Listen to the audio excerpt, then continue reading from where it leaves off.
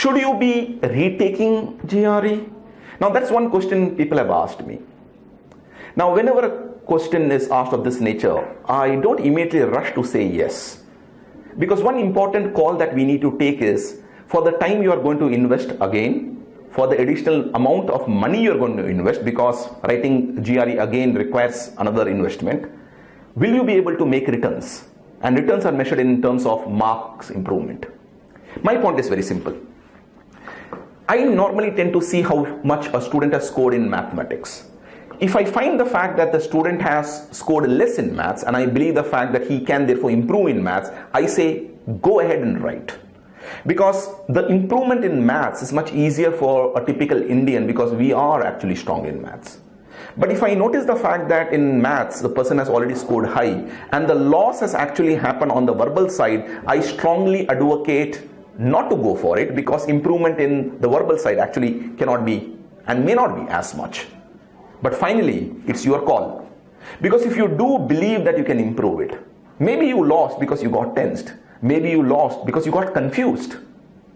Now, if you do strongly believe the fact that another investment of time and money will actually help you improve the score, even by 5 marks, go ahead and do it.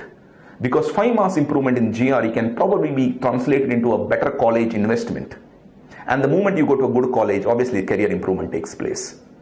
Don't ever be penny wise and pound foolish. Investment of about 12 to 15,000 is not a big deal when we are talking about investment of much more.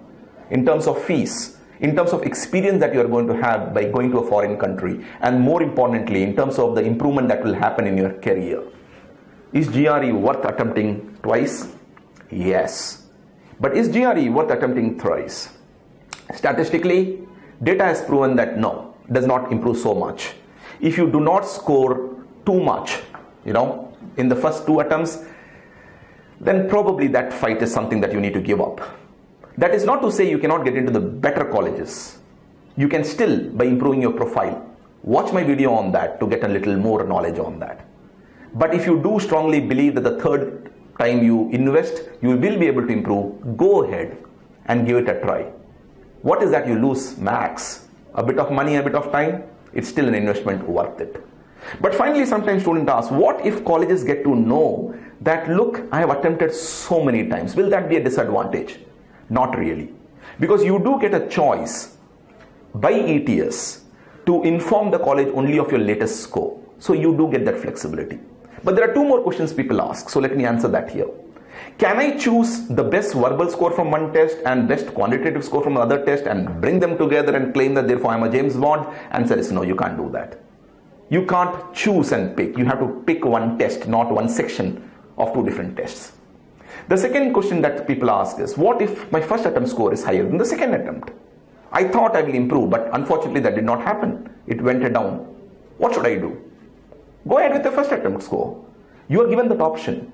Therefore, even if you do attempt second time and your scores go down, don't worry too much. You still have the first score with you. Apply with that and maximize what you can with that. Thank you so much.